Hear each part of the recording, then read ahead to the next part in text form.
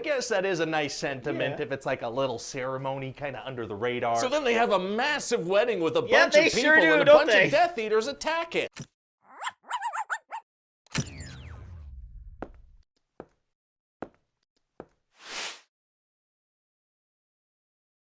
Hey guys, my name's Dan, and today's reaction is another pitch meeting. This is Harry Potter and the Deathly Hallows Part 1, and we are in the second to the last movie of the Harry Potter franchise. It's been so much fun rewatching all of these movies in order. It brought back so many memories, and we have just one more left to go. Really curious to see how this movie was pitched, and if you stay tuned for the very end of this video, I will give you my overall thoughts on the movie. But before we get into it, if you enjoy other pitch meetings, I've reacted to many of them for you. And if you want to see future reactions that I do, you can go right below this video, click the like button, the subscribe button, and the notification bell. Because not only does it let you see past, present, and future reactions that I do, but also helps my channel out a ton.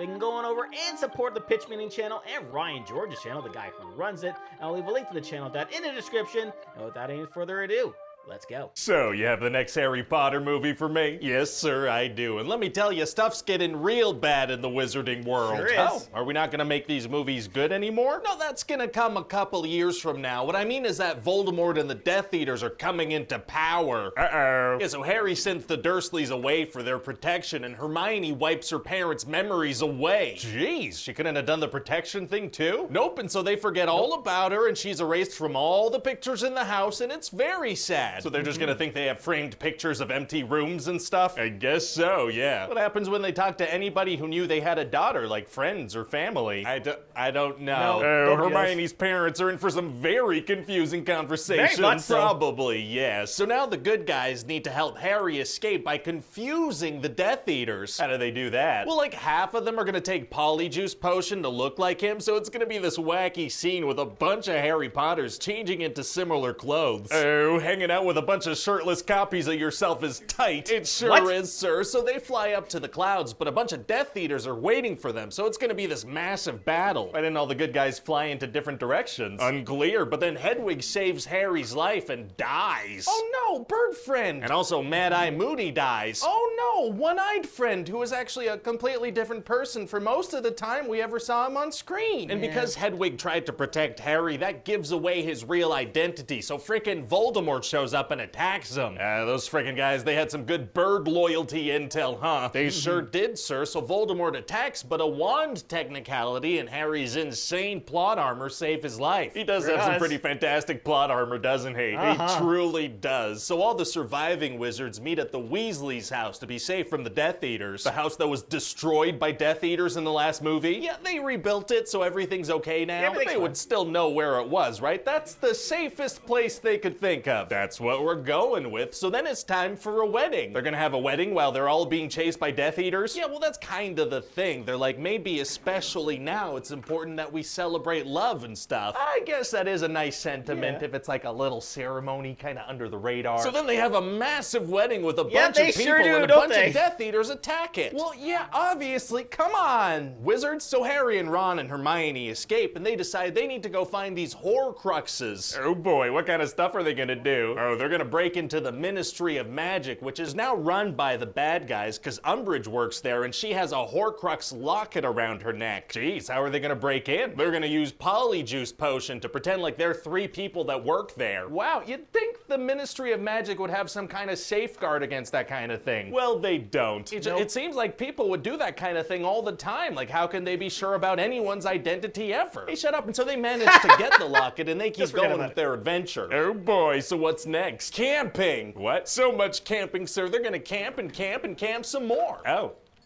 All right. Campity, camp, camp, camp. Oh boy, are they gonna camp, sir. Okay, I got it. Okay, that's good. I got it with the camping. Can we move on from the camping? Not really, no. It's gonna be a while. Okay, does anything exciting happen while they're camping? A little bit, yeah. Like they take turns wearing the locket, because it's evil and it does that thing to them. You know, like the ring in Lord of the Rings? It makes them get attacked by Sean Bean. No, like it drives them a little insane and puts them in bad moods. Oh, that's not good. And Ron's gonna end up getting jealous of Harry and Hermione, and he's gonna straight up leave. He's gonna stop camping with them. He's done with the camping, sir. Wow, that's pretty serious, I guess. They seemed really into camping. So eventually Harry's gonna find out that the Sword of Gryffindor is at the bottom of this frozen lake, and he needs it because it can destroy Horcruxes. Oh, that'll be useful, probably. Yeah, so he gets into this icy cold water to go get it, but that evil necklace starts choking him. Oh, been there. You got choked underwater by a necklace? Yes. Okay, cool. And so anyway, then Ron shows up and saves him. Oh, how did he find him? Well, it turns out that Dumbledore had left Ron this little thingy that lets you turn off lights, but that also lets you find your friends when you need to find your friends. Wow, magic sure is convenient. Those are wildly different features for a thingy to have. Yeah, it's pretty awesome, sir. So then Ron is gonna stab this locket thing, but then it pops open and starts playing mind games with him. Oh, like what? Like it's gonna try to scare him with some spiders. Those are spooky. And then it shows him a fake vision of Harry and Hermione making out. That just seems like it would make him angrier and want to stab the locket. Yeah, that pisses him off, so then he stabs it. Yeah, really bad strategic planning there, Locket. What are you doing? Anyway, so then later some Death Eaters are gonna chase them through the woods. So they disapparate. No, see, they don't disapparate when I want there to be a cool chase or fight scene, and so this is one of those moments. Oh, okay, gotcha. So then they're about to get caught, and so Hermione decides to deform Harry's face, but the bad guys still see that he has a scar, so they're like, right. So they bring them all to Malfoy Manor, and all the bad guys are like, wow, I wonder if this guy with the Harry Potter scar that we caught with Harry Potter's best friends is Harry Potter or not. That's a tricky one for sure. So then they put them all in a cell, and Bellatrix starts torturing Hermione. Oh man, it's gonna be hard for them to get out of that situation. Actually, it's gonna be super easy. Barely an inconvenience. Oh, really? Yeah, see, Harry talks into this magical mirror shard that he has, and so that leads to Dobby, the house elf, coming to save them. Well, where did Harry get the mirror shard? Well, in the books, he got that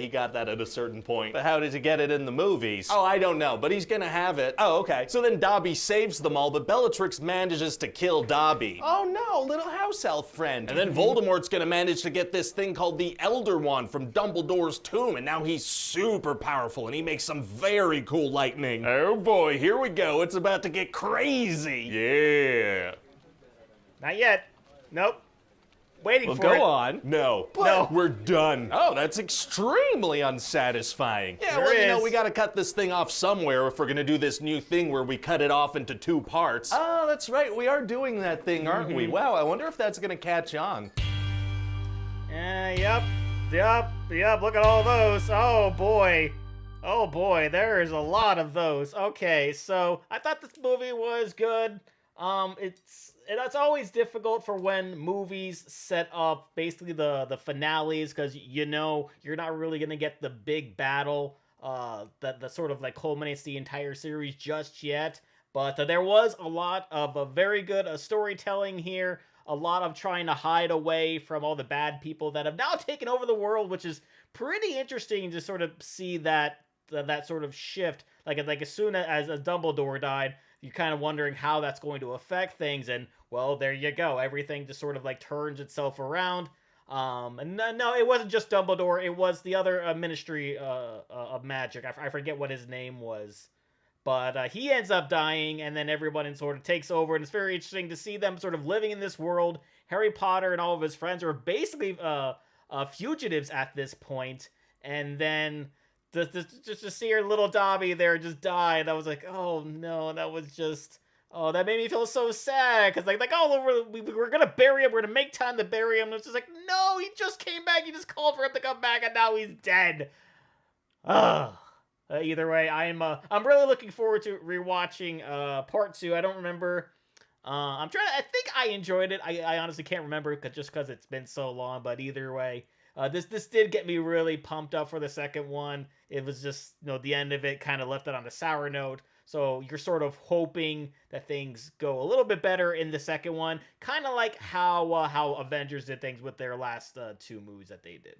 So that's going to do it for me here. But before we go, I want to give a huge shout out to all of my $5 and up supporters on Patreon: Luchador Cruising, Wolverine 310, Multi-Disturb, 666, Jordan Burr, Lauren Davenport, Caster Cronage, Amber K, Randman Bright, Joshy, Roadrunner 1967, and Chris Curtis. And if you too look to have your name read at each every one of my videos, plus many other fun goodies, if you have me react to a past pitch meeting or two, please head on over to patreon.com/UDMReact. The link will be right there, and in the description with many different tiers for you to choose from.